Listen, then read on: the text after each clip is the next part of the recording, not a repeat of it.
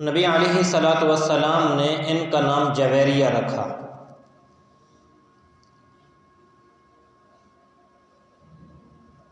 کیونکہ نبی کریم صلی اللہ علیہ وسلم کے پاس جب بھی کوئی ایسا شخص آتا جس کے نام کا معانی ٹھیک نہیں ہوتے تھے تو آپ صلی اللہ علیہ وسلم اس کے نام کو بدل دیا کرتے تھے۔ تو حضرت جویریہ رضی اللہ تعالی عنہ کا نام بھی مناسب نہ تھا، تو آپ صلی اللہ علیہ وسلم نے برہ سے جویریہ ان کا نام تبدیل فرما دیا۔ بنو خزاعہ کا ایک شاخ تھی بنو مصطلق، یہ اس سے تعلق رکھتے تھے، اور یہ بنو مصطلق جو قبیلہ تھا ڈکیٹیوں کے اندر، رہزنی کے اندر مشہور تھا۔ یعنی یہ قبیلہ ڈکیٹ مشہور تھا، یوں سمجھ لیجئے، اور اس قبیلے کے سردار کا نام حارث بن خزاعہ۔ تو یہ قبیلہ جو ہے ڈکیٹی کے اندر، رہزنی کے اندر مشہور تھا، اور حارث بن ابی ضرار یہ اپنے قبیلے کے سردار تھے اور بہت بڑے ڈاکو تھے۔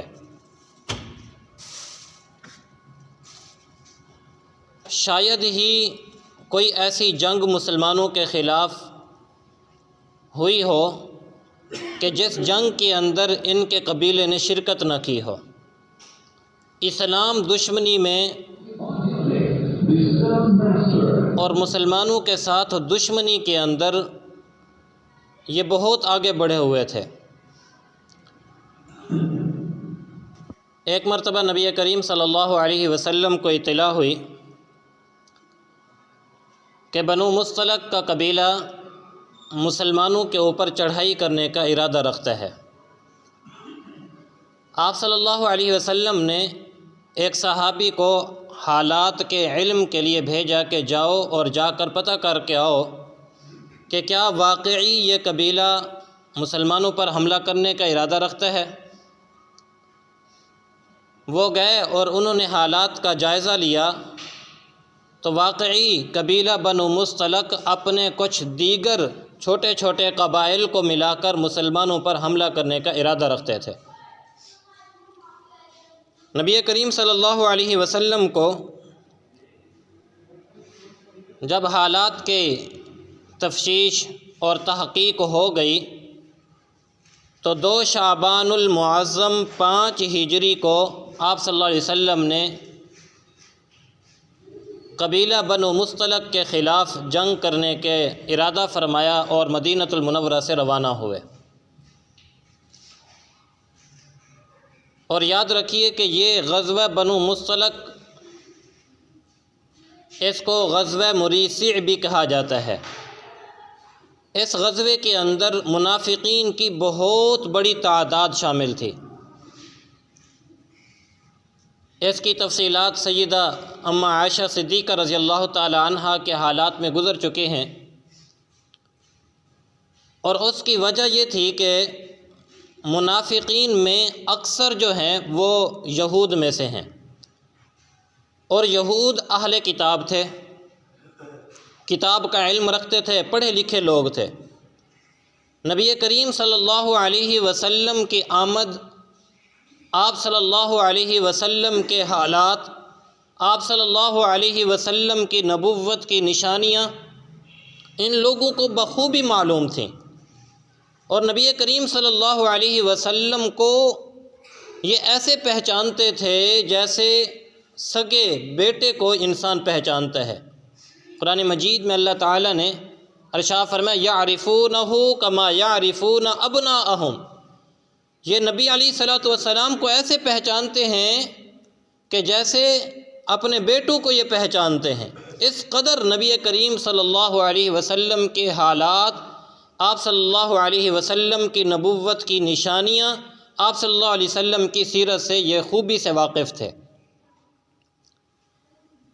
اور اسی وجہ سے انہیں یہ بات معلوم تھی کہ غزوہ بنو مصطلق جو جنگ ہونی ہے، اس غزوے میں ان کے علم کے مطابق مسلمانوں کو فتح ہونی تھی، اور اس میں مسلمانوں کو مال غنیمت کثرت کے ساتھ ملنا تھا۔ اور آپ یہ بھی جانتے ہیں کہ منافقین جو ہیں یہ عمومی طور پر مسلمانوں کے ساتھ شریک اسی وجہ سے ہوتے تھے کہ ہمیں یہاں سے کچھ نہ کچھ مال ملتا رہے گا، ہمیں یہاں سے کچھ نہ کچھ مال ملتا رہے گا، اور ہماری جو ہے اس سے مسلمانوں کے ساتھ بھی کام بنا رہے گا اور کافروں کے ساتھ بھی ہمارا نبھاؤ ہوتا رہے گا۔ اس لیے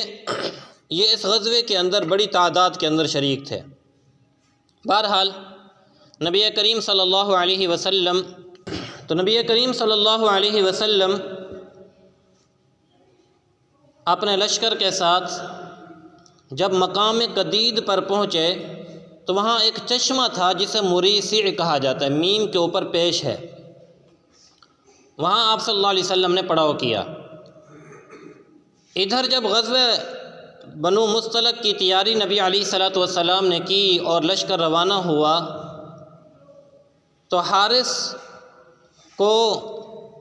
اس بات کی اطلاع پہنچی تو اس نے اپنا جاسوس بھیجا کہ مسلمانوں کے اندر جاؤ اور ان کے لشکر کی تعداد پتہ کرو کہ کس قدر ہے۔ اللہ کی شان کہ یہ جو جاسوس مسلمانوں کے اندر پہنچا تو گرفتار ہو گیا اور مسلمانوں نے اس کو قتل کر دیا۔ اس بات کی اطلاع جب بنو مصطلق تک پہنچی تو اللہ تعالیٰ نے ان کے اوپر ایسا خوف طاری کیا کہ وہ اولاً تو مسلمانوں کے اوپر حملہ کرنے سے ڈر گئے، اور ان کے ساتھ جو چھوٹے چھوٹے قبائل کے لوگ یا ارد گرد کے لوگ شریک ہوئے تھے وہ سارے کے سارے وہاں سے بھاگ گئے۔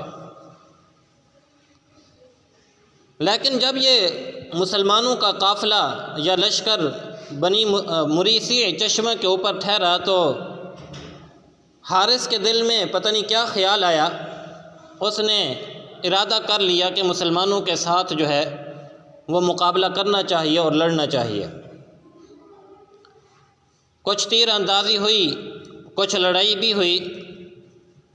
اور اب ابتدا ہی واحلے کے اندر ہی بنو مصطلق والوں کو عبرتناک شکست ہوئی، اور اس شکست کے نتیجے کے اندر ان کے کچھ افراد بھی مارے گئے، اور اپنے سردار حارث کی بیٹی جس کا نام برہ تھا یہ گرفتار ہو کر مسلمانوں کے قبضے کے اندر آ گئی۔